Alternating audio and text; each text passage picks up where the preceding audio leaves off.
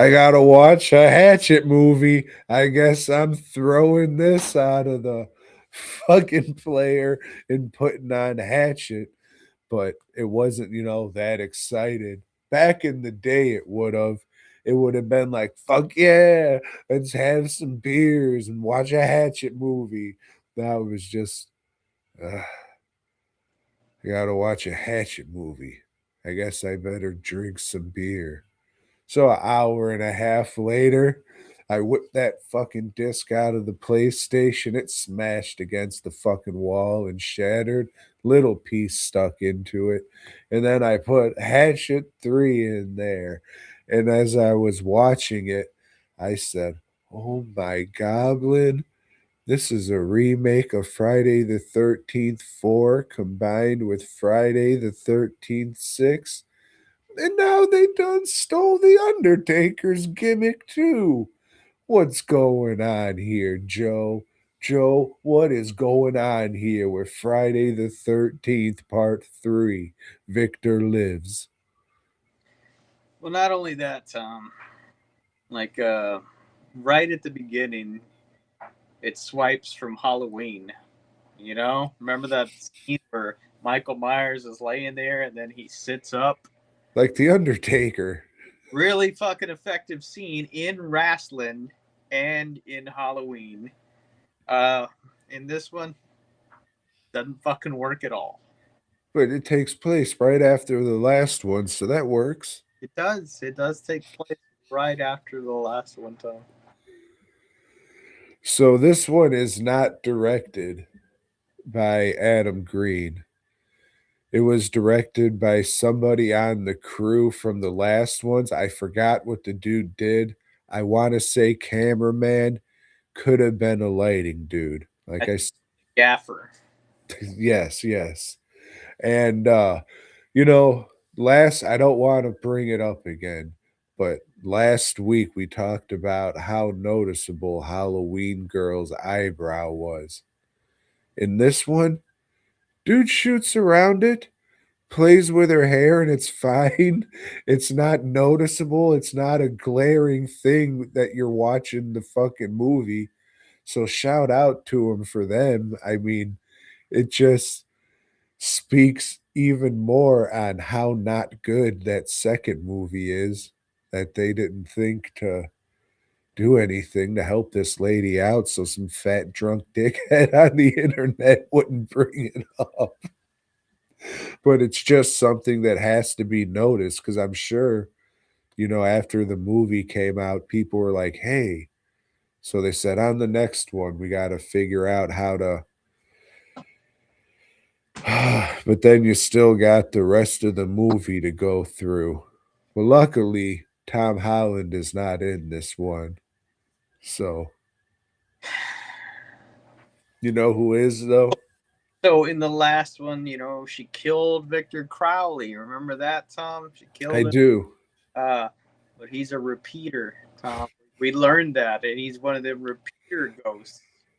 I But like to call him a recycler. like she takes his face off, he grabs her shotgun, and she's walking around looking like she looks like fucking Ash, like she's doing Ash cosplay. But she goes to the sheriff's office, walks in, face in one hand, shotgun in the other, and they talk her down. Tom, they pull their guns and talk her down. She's a white girl, you know. Had she been any other ethnicity, they'd have just fucking shot the fuck out of her. But no, she's a white girl. All right, let's talk her down. They lock her up. But first, Tom, before locking her up, they got to spray all that blood off of her.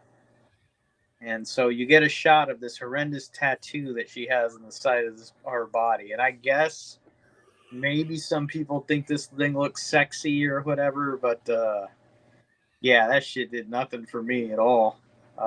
Weird. It was just a weird fucking piece of the movie. It's okay, whatever. You didn't want to print out a still from that part of the movie Nope. and then fucking stick your camera up above it, hit record, and then start whacking off on that fucking thing you printed out and then shoot cum on it and then upload that video to the internet and call it a tribute? You didn't want to do that? What the fuck are you I'm talking about paying tribute. um so anyway, the cops decide, hey, we're gonna go and investigate all these bodies she's talking about. And all right, the guy from the other two movies, he's playing a different role now. And, he's like a boat cop or some shit. Perry Shen. Yes, old Harry Shen. And then, well, we gotta hunt down whoever the fuck's out here. But Victor Crowley's repeating, Tom. He's fucking repeating on them, and he's killing them. It's like, oh shit, let's call the SWAT. Here comes SWAT. Uh, Here comes SWAT. And SWAT's led. But I was gonna say the most recent Jason, but that fucking apple cider commercial came out. But Jason in the Platinum Dunes remake, he plays the fucking most intimidating member of a SWAT team you've ever seen, Joe. Uh as to say, not very.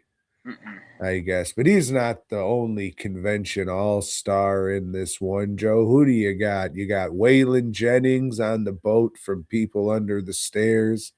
He's in it. Who else is in this? Why? Why the fuck is he in it? Why does he? What does he bring to the?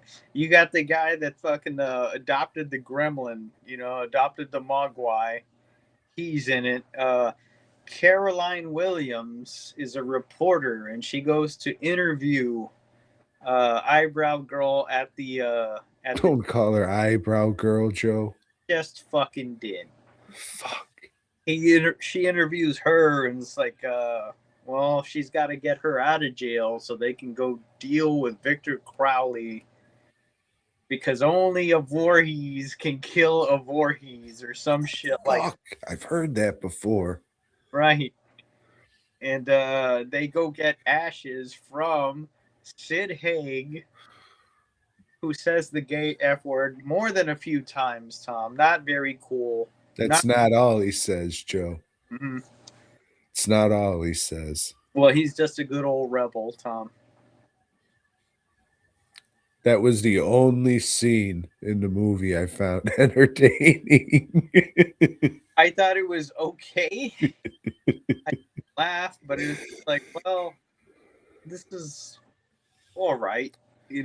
And Caroline Williams early in the movie, she's doing what she can with it, but then the script just becomes so fucking stupid. It's like, man, nobody could say these lines and make them sound good. Yeah, the whole point of this movie is Victor Crowley's killing people in the woods. He's recycling. And then fucking Leprechaun Lady and Halloween Girl, they got to go to fucking Sid Haig's house because he was Kane Hodder's lover and he has his fucking vase there. So they rip off the Undertaker again and get his magical vase with the parents' ashes on it. And then once he smashes it against them, he dies and all his power's gone. And we got a okay looking melt effect, I guess. I mean, I always just like it when goop and slop pour out of a face that's kind of deteriorating. No matter the quality. I've seen stop motion ones with Play-Doh that I liked, so but no offense to me, the effects look like I did them when I first started out. So again, it's another drop in quality there, but they brought some of the shadows back. So that was nice. Uh maybe that's why I thought Victor Crowley looked a little better. Maybe it just better materials or a better job. I don't know. I don't remember what I thought about this one. I mean, I liked it well enough that I bought the DVD, but slightly better than the last one.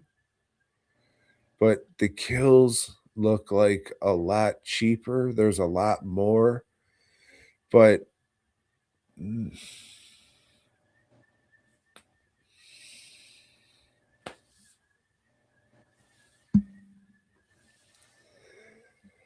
like I said, Jason 4, the fucking coroners are there to pick up the fucking body, and then they're doing the autopsy or whatever. The body comes to life and starts killing people. And then you got your B story where it's Jason 6, where, oh, the crazy person who's fucking seen the killer is locked up in jail, but there's one person that believes him. So they got to go out and take care of it. And I mean, you could say before, oh, those movies are just Jason in a swamp. Well, this one literally is because it's fucking two Jason movies combined into one. So I wish I could say there'd be nothing more to say. Oh, these movies that I fucking loved when I was a young horror fan are so great and so good, but no, not really. I think I gave the last one a 2 out of 5. I'd give this a 2.5 out of 5. I think Hatchet 3 got a 3.5 out of 5, and I was kind of being nice because of the nostalgia. This shit just doesn't hold up for me. Just lumpy testicle Jason. I would just rather watch regular Jason, I guess. But you liked it. Yeah, none of this stuff's for me. You know, this whole franchise is just like, yeah, fuck it. You know, I could have been okay never having watched these sequels. Thanks for checking out the show. We hope you dug it, baby. If so, give us a thumbs up. Subscribe and let us know down below. Support Tom and Joe by heading over to dwnproductions.net and fastcustomshirts.com. Until next time.